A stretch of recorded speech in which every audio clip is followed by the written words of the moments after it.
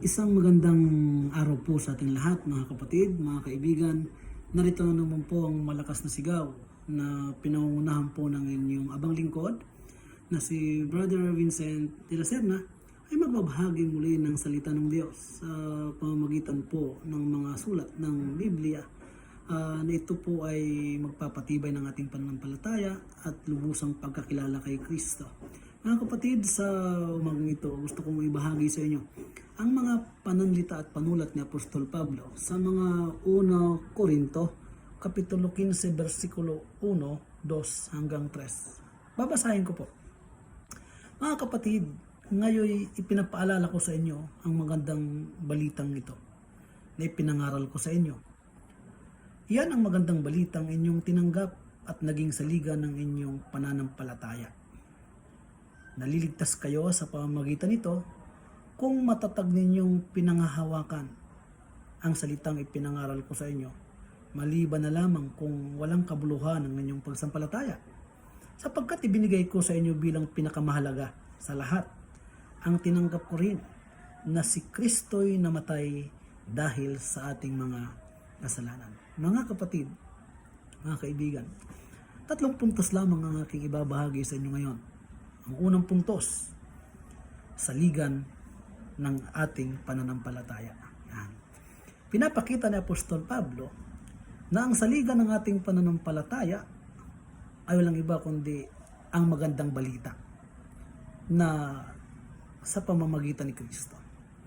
Magandang balita na kung saan, mga kapatid, tayo nagkaroon ng pag-asa na sa pamamagitan nito ang ating Panginoong Hesus ay ibinigay niya ang kanyang sariling buhay para sa atin. At ito ang dakilang pag-asa na atin pong mapanghahawakan na nagmula sa mga pananalitang ito. Una, saliga ng ating pananampalataya. Si Kristo ang saliga ng ating pananampalataya. Pangalawa, ganito pong sabi, naliligtas kayo sa pamamagitan nito. Yan.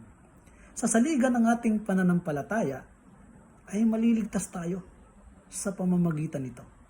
Sa pamamagitan ng ating Panginoong Hesus.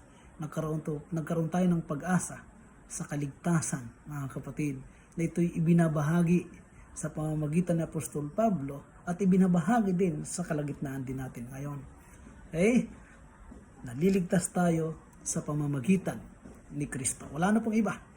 Hindi sa pamamagitan ng ating pagsunod sa kautusan, hindi sa pamamagitan ng ating paggawa ng mabuti, hindi sa pamamagitan ng ating panalangin, hindi sa pamamagitan ng kung ano-anong mga ginagawa po natin. Ang kaligtasan ay sa pamamagitan lamang ni Kristo. At ang pangatlo ay kung matatag nating panghahawakan ang salitang ipinangaral nito. Yan, mga kapatid. No? Ang una, ang saligan ng ating pananampalataya ay si Kristo. Ang pangalawa, maliligtas tayo sa pamamagitan nito. Pangatlo, panghawakan po nating matatag itong saligan ng ating pananampalataya. Panghawakan natin matatag si Kristo. Na anuman ang mangyari sa ating buhay, na anuman, mga kapatid, ang mga sirkumstansya na ating nararanasan, panghawakan nating matatag ang ating pananampalataya. Ang ating Panginoong Hesus ay ating panghawakang mabuti at matatag. Huwag nating bibitawan. Huwag tayong bibitaw. Yes.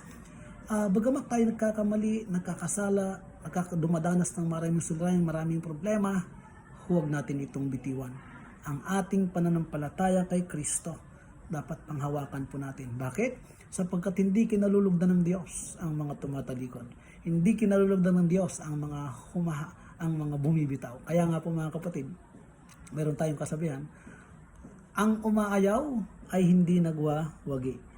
At ang hindi nagwawagi ay ang umaayaw. Kaya nga po, sa umagang ito, mga kapatid, gusto kong ipaalala sa bawat isa po sa atin ang 3 puntos na gusto ko pong dalhin sa inyo ngayon. Una ay ang saligan ng ating pananampalataya. Si Kristo'y namatay dahil sa ating mga kasalanan. Ito yung saligan ng ating pananampalataya, si Kristo. Pangalawa, maliligtas tayo sa pamamagitan nito. Sa ginawa ni Kristo, si Kristo, sa pamamagitan nito ay maliligtas tayo. Pangatlo, panghawakan nating matatag ang mga salitang ito. panghawakan nating matatag ang ating Panginoong Hesus. Ano man ang mangyari sa ating buhay, huwag nating kakalimutan. Si Kristo'y namatay dahil sa ating mga kasalanan. Magandang